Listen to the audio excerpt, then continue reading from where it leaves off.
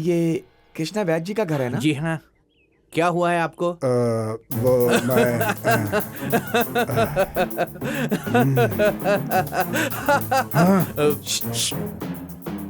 गुरु नंबूदरी का शिष्य केशव नंबूदरी आए हैं, जाकर बोलो उनसे। गुरुजी, आप बैठ जाइए।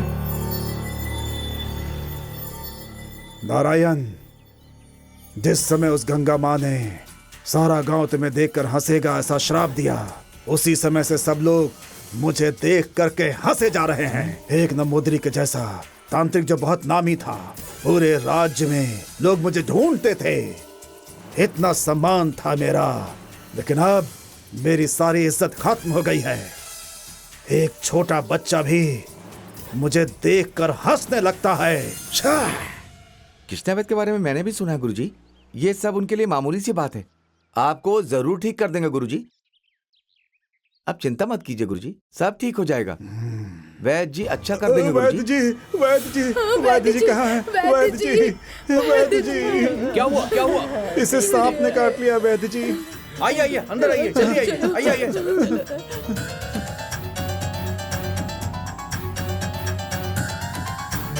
नारायण, अंदर आओ।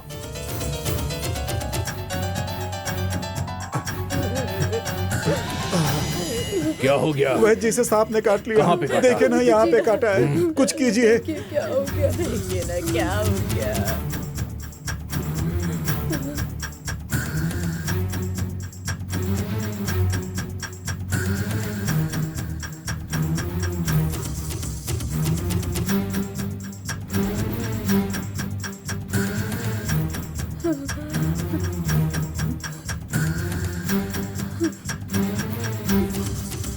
काले नाग ने काटा। काले नाग ने?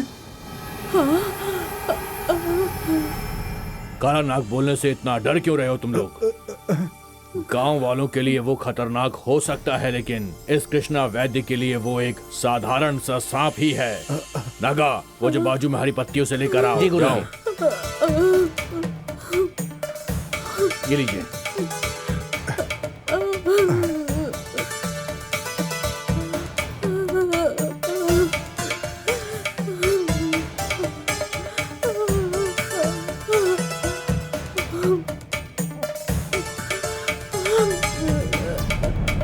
अभी डरने की जरूरत नहीं है, थोड़ी देर बेहोश रहेगी, फिर वो आसानी से उठ जाएगी।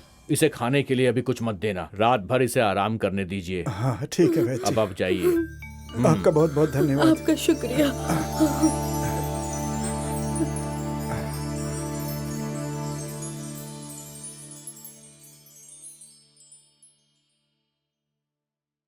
वैद्य जी नमस्ते। नमस्कार। मेरा नाम केशव है, गुरु नंबूदरी का शिष्य हूं मैं। एक तांत्रिक कार्य के लिए गया था, तभी एक नाग सांप ने काट लिया। जान तो नहीं गई, किंतु मेरा शरीर ऐसा हो गया, इसे आपको ही बैठिए। ठीक करना होगा। बैठिए, बैठिए गुरुजी। आराम से बैठिए। जहाँ काटा है वो अंग दिखाइए।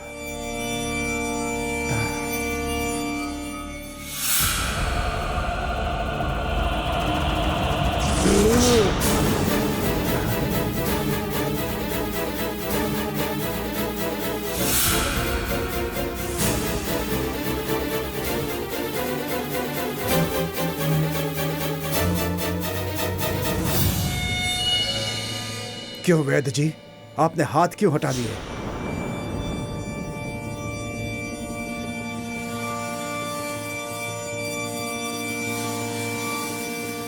वैद्य जी बताइए क्या बात है? आपको किसी साधारण सांप ने नहीं काटा, नागोश्री सांप ने काटा है।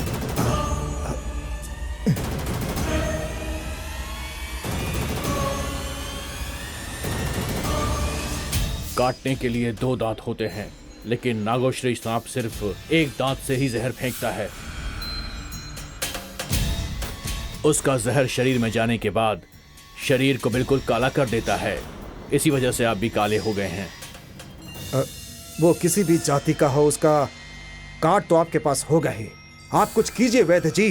नागोश्री के जहर को उतारने के लिए संसार में अभी तक कोई भी दवा नहीं बनी है।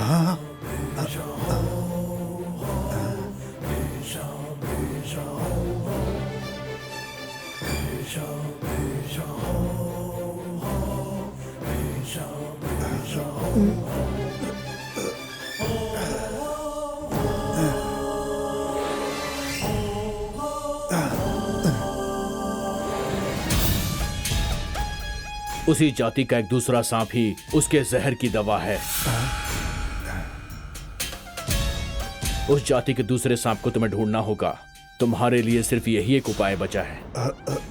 वैद्य जी, नागोश्री जाति के सांप को आखिर मैं कहाँ ढूंढूंगा? वो मुझे कहाँ मिलेगा? उसके हिसाब से मेरी दवा फिर कैसे होगी वैद्य जी? एक वैद्य होने के नाते ये बातें मैं तुम्हें नहीं बता सकता। इसका जवाब तुम्हें कहीं और जाकर ढूंढना होगा, मेरे पास नहीं है।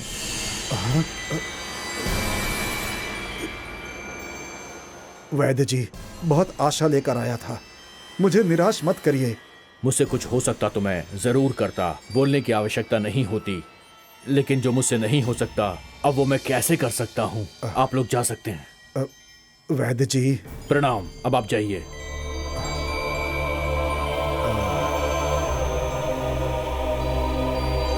आइए गुरुजी।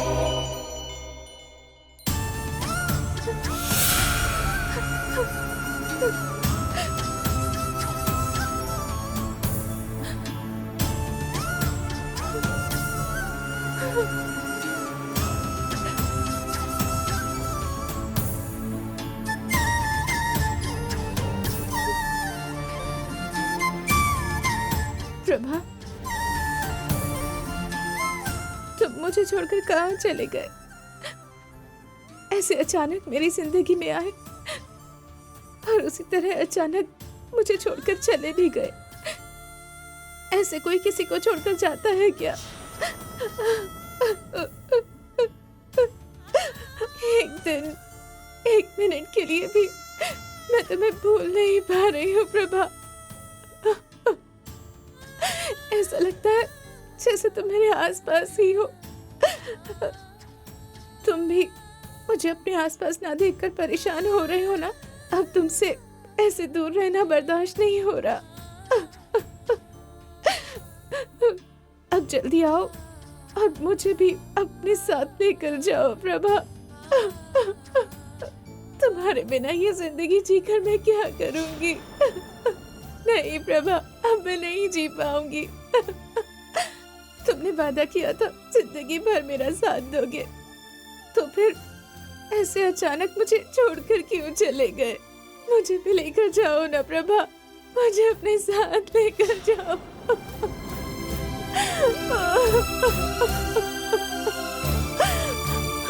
प्रभा, प्रभा, प्रभा।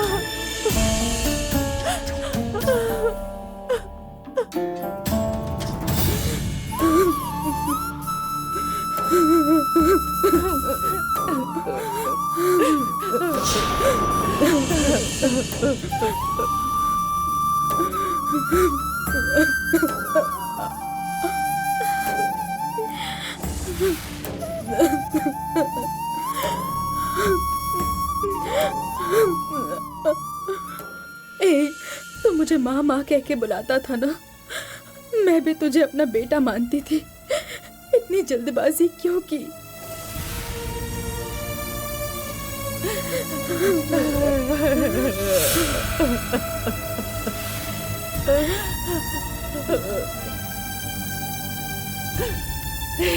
भगवान,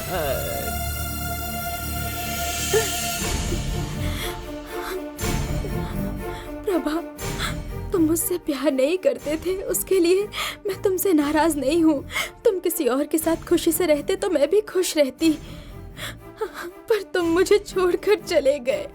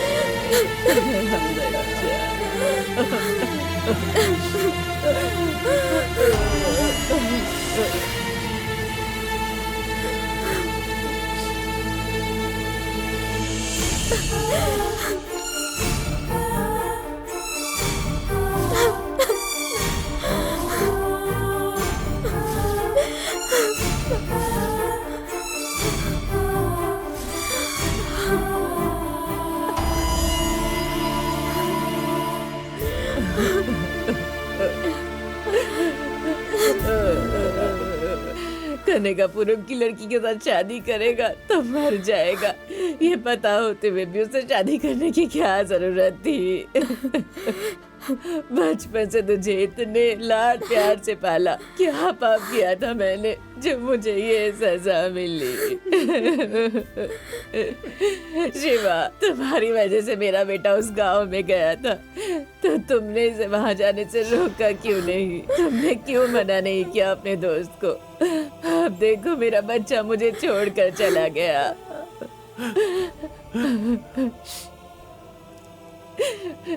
कितने सपने देखे थे मैंने कि मेरे बेटे की शादी होगी, इसके बच्चे होंगे, ये सोच सोच कर खुश होती थी। पर अब मेरी सारी खुशियों पर पानी फिर गया, सब कुछ बर्बाद हो गया, बर्बाद हो गया। मेरा वंश ही खत्म हो गया।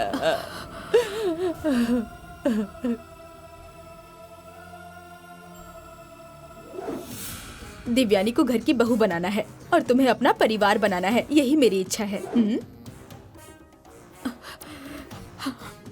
प्रेम और विवाह उस कार्य में बाधा है।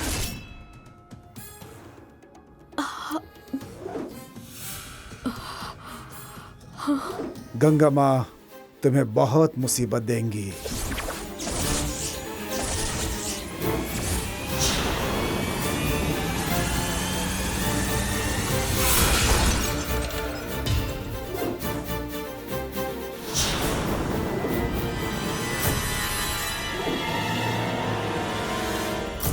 मेरा परिवार खत्म हो गया, मेरे बेटे को ऐसी मौत क्यों मिली? भगवान ने क्यों किया मेरे साथ ऐसा? क्यों किया ऐसा? क्यों किया मेरे साथ? मेरा बच्चा।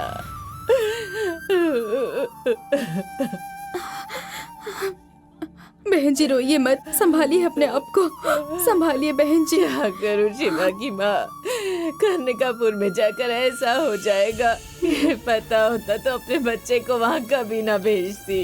ऐसे अपने बच्चे की बलि चढ़ने देती क्या? हे भगवान।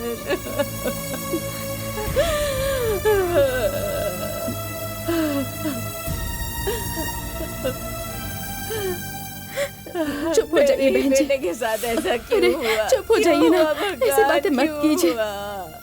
मत कीजिए ऐसी बातें। अरे जरा इधर आइए, देखिए। आइए आंटी, माँ जी। इन्होंने कुछ नहीं खाया है, इन्हें चक्कर आ गया, कुछ खिला दीजिए।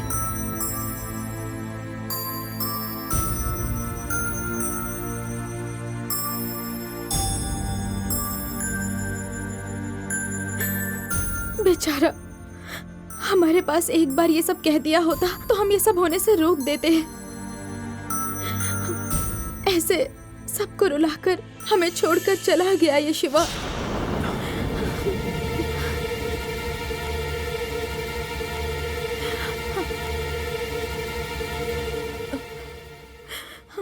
क्या हुआ शिवा, क्या सोच रहे हो?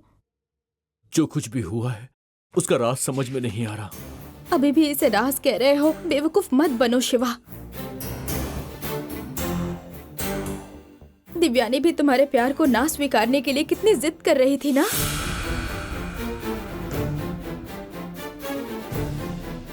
मैं अब समझी चेन्नई से कनिकापुर कितना दूर है। 120 किलोमीटर की स्पीड से भी जाएंगे तो सुबह तक हम उस गांव में पहुंच पाएंगे। कंचन के स्टेटमेंट के हिसाब से अगर देखा जाए तो उन दोनों को अगवा किया गया था। गंगा माँ ने ही प्रभा को नदी में डुबाकर मार डाला शिवा। कनिकापुर में गंगा माँ का जो दिया हुआ श्राप है उस पर भरोसा करना ही पड़ेगा। और तुम्हारे मन में दिव्यानी के लिए जो प्यार है वो रिस्क तुम्हारे लिए खतरा बन सकता है। वो तुम्हारे लिए ठीक नहीं है शिवा।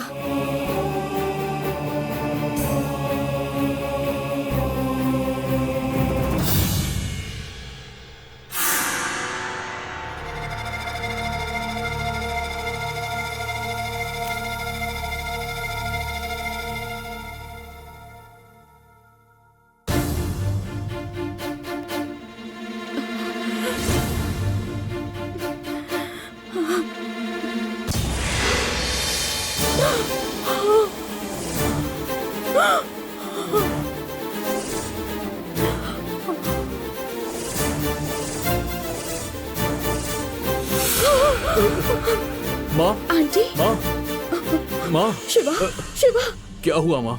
मैंने तुम्हें देखा इस फोटो में। माँ मैंने तुम्हें देखा इस फोटो माँ। में शिवा। माँ। मुझे बहुत डर लग रहा है शिवा। शिवा, मुझे बहुत डर माँ लग रहा ऐसा है। कुछ नहीं है माँ।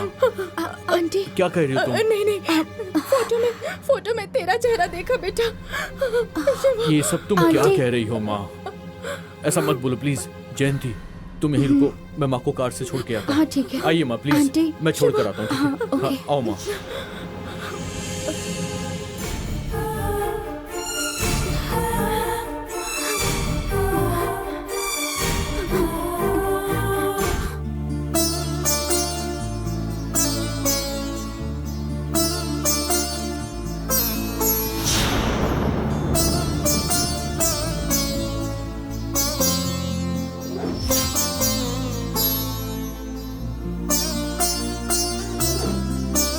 तुम्हारे पापा और दीदी को अब तो मान जाना चाहिए।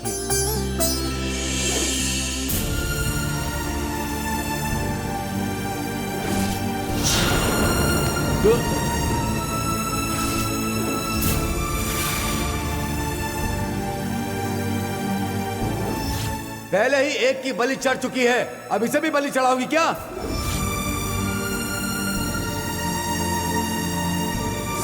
मैंने जान दे दी तो तुम जो शक कर रही हो वो हमेशा के लिए खत्म हो जाएगा ना सौम्या?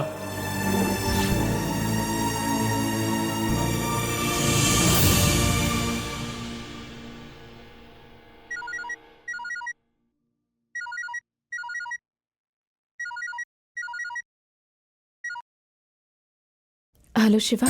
सॉरी दिव्यानी, जो कुछ भी हुआ वो सब कुछ जानने के बाद मुझे बहुत दुख हो रहा है। मैं आना चाहता था लेकिन माँ की तबीयत ठीक नहीं थी। माँ को अकेला छोड़कर मैं चाहकर भी नहीं आ पाया। माँ अभी घर में रेस्ट कर रही हैं। कोई बात नहीं शिवा, इस वक्त तुम्हारा प्रभा की माँ के पास रहना ज्यादा जरूरी है। बच्चे को खोने का दर्द क्या होता है मैं उसके बारे में सोच सकती हूँ। एक्चुअली मुझे भी उनसे मिलने के लिए वहाँ आना चाहिए। सौम्या आप कैसी है? ठीक है, किसी भी वक्त कृष्णा को कुछ हो ना जाए बस डरती रहती है। इन मुश्किलों से छुटकारा पाना है तो मुझे जल्द से जल्द उन मूर्तियों को ढूंढना होगा। दिव्यानी तुमने निकलने का कब सोचा है? मैं तो कब की निकल चुकी होती शिवा, सौम्या के जाने की वजह से नहीं निकल पाई। इसके बाद गुरुजी ने कहा कि वो दिन निकाल कर बताएंगे। शिवा, क्या हुआ? तुम अकेली मत जाना। मूर्तियों को ढूंढने के लिए जब निकलोगी तो मैं भी तुम्हारे साथ चलूंगा।